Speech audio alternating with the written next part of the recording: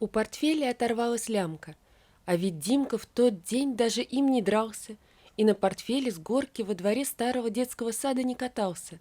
Она сама оторвалась. Этот портфель мама ему купила в прошлом году, когда он шел в первый класс. Красивый, с ракетой, будто настоящий космонавтский.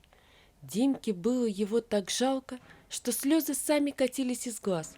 Хорошо, что мама сегодня трезвая, может, зашьет. Ругаться она не будет. Димка знал, что мама его любит, даже если и выпьет. Он сам себя ругал за то, что не берег. Ругал и плакал. Ведь сейчас на новый портфель денег нет, как и на ремонт старого. Но он поносит за ручку, хоть и тяжелее так. Димка шел по улице своего поселка и вдруг увидел на старой скамейке пожилого мужчину, хорошо одетого, с большой сумкой. Мужчина сидел, сжав ладонями голову, и вздрагивал. Неужели он тоже плакал? Димка даже забыл о своем горе. Он остановился возле мужчины и вдруг, сам не зная зачем, дотронулся до него. «У меня лямка от портфеля оторвалась, а у вас?» — сказал мальчик, а мужчина поднял голову и посмотрел на него красными от слез глазами. Он наморщил лоб, явно не понимая, о чем ему говорит Димка, но потом разглядел, что мальчик тоже мокрый от слез, и грустно сказал: «А меня дочка из дома выгнала». «Как так выгнала?» Димка вытаращил глаза. «Вы же не уличная собака. Человека нельзя взять и выгнать. Тем более дочка. Она вас что, не любит совсем? Или ее ведьма заколдовала?» Мужчина пожал плечами. Ему очень понравился этот мальчишка. Сразу было видно, что у него доброе сердце. «И вам некуда идти?» Дима с серьезным видом сжал губы и махнул рукой. «А пойдемте к нам. Я с мамой живу, а комнат у нас целых 4. Мамка у меня хорошая, только пьет иногда. Но это только после того, как папка опять придет и поругается с ней. Он с нами уже давно не живет, но часто приходит. Сначала напоит ее, а потом требует, чтобы мама наш дом продала и ему денег дала. А дом этот всегда мамин был, она в нем выросла. Вот мама и не соглашается. Только потом она еще неделю плачет и пьет, даже на работу не ходит. Пойдемте, я с ней поговорю, я ж уже не маленький». Мужчина колебался. Видно было, что он хотел пойти с мальчиком, но боялся оказаться в нелепом положении. Хотя в более нелепом, чем он оказался сегодня, уже точно не окажется. Мужчину звали Павел Андреевич. Ему было 52 года. В прошлом он был военным, теперь уже на пенсии. Первый раз женился Павел Андреевич рано, еще перед службой в армии. Дочка родилась через полгода после того, как его призвали. Павел счастлив был, мечтал скорее на малышку посмотреть. Но жена его не дождалась.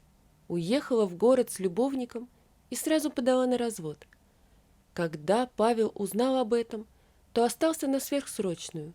Поступил в военное училище, потом в академию. Так и прослужил почти до 50 лет. Был женат еще раз, но недолго. Думал, вторая жена отогреет его сердце, но она оказалась не лучше первой. Развелся он, узнав про первую же ее измену, и больше не женился. Выйдя на пенсию, купил квартиру в Подмосковье и зажил было скучной холостяцкой жизнью. Но 2 месяца назад ему неожиданно позвонила его дочь, Таня. Сказала, что долго его искала и только случайно узнала его номер телефона. Павел Андреевич был очень рад услышать голос дочки, ведь он так ее никогда и не видел. Узнал, что она замужем, живет в большом хорошем поселке, что у него есть внук и внучка. Дочка стала уговаривать его переехать к ним в поселок. Говорила, что всегда по нему скучала, мечтала жить вместе. Расхваливала поселок, говорила, что рядом с ее домом продается другой, большой, добротный, со всеми удобствами. Предложила продать квартиру и купить его. Только нужно поторопиться, пока другие покупатели не нашлись. Павел Андреевич решил ехать. Очень уж ему хотелось рядом с дочкой и внуками жить. Продал он свою квартиру, переслал дочери деньги, чтобы она дом выкупила, отправил кое-какие вещи на адрес дочери и поехал к ней, в тот самый поселок. Приехал, нашел ее дом, но дочь его даже на порог не пустила. Начала кричать, что он подлец, бросил ее маленькую, променял на службу и других женщин. Павел Андреевич пытался объяснить Татьяне, что это мама увезла ее к другому мужчине, на что дочь даже завизжала от злости, мол, пусть не врет, мама ей все рассказала. Самой Анны уже не было в живых, поэтому ничего Павел Андреевич доказать дочери не смог. Когда он спросил о деньгах и новом доме, Татьяна фыркнула, что это его плата за ее бедное детство, и захлопнула перед ним дверь, крикнув изнутри, что вызовет полицию, если он не уйдет. Павел Андреевич не знал, что ему делать. Он заплакал. Почему жизнь так к нему несправедлива? Он же мечтал о куче детей, о нежной, заботливой жене, о семье дружной, большой. Где это все?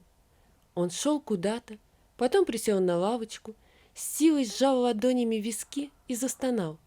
Сколько он просидел так, неизвестно, но вдруг он почувствовал чье-то прикосновение, и кто-то что-то сказал про лямку от портфеля. Когда мужчина посмотрел на мальчика, стоявшего перед ним, то увидел, что тот тоже плакал. Павел Андреевич почувствовал в мальчишке родственную душу и поэтому честно ответил, что его выгнали.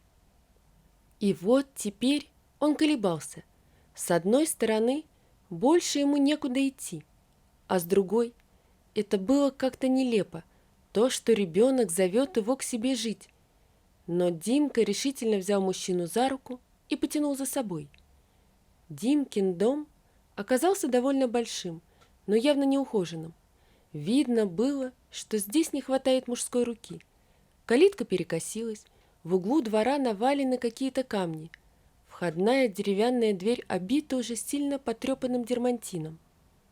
«Мама сейчас на работе, придет поздно, но вы не бойтесь, она вас точно не выгонит. Я знаю, она у меня хорошая. Пойдемте, я вас покормлю. Мама вчера борща наварила. Она всегда много готовит после того, как протрезвеет. А вы мне все расскажете, ладно? Должен же я знать, что мамке говорить». Дима открыл дверь, с грустью вздохнул, поставив свой порванный портфель в прихожей, и повел гостя на кухню. Павел Андреевич оглядел дом и как-то успокоился. Здесь было уютно и хорошо, просто хорошо, будто он вернулся домой из очень дальней и долгой поездки. Он даже представил маму Димы, худенькой, с короткой стрижкой и большими синими глазами. Он не знал, почему именно такой. Может, ему так хотелось? Через полчаса, поев вкусного борща и коротко рассказав о своей беде, Павел Андреевич спросил у Димки какой-нибудь инструмент и пошел чинить калитку, а мальчик с важным видом давал советы и придерживал доски. «Димка, ты где работника нашел?» Вдруг услышали они звонкий смешливый голос. Павел Андреевич резко обернулся и замер. Перед ним стояла женщина лет около 40, именно такая, как он себе и представлял. Невысокая, примерно ему по плечо, худенькая, может даже слишком, со светлыми короткими волосами, а главное, она смотрела на него большими синими глазами, смотрела немного грустно и в то же время с улыбкой. «Мам, это Павел Андреевич», – затараторил Дима.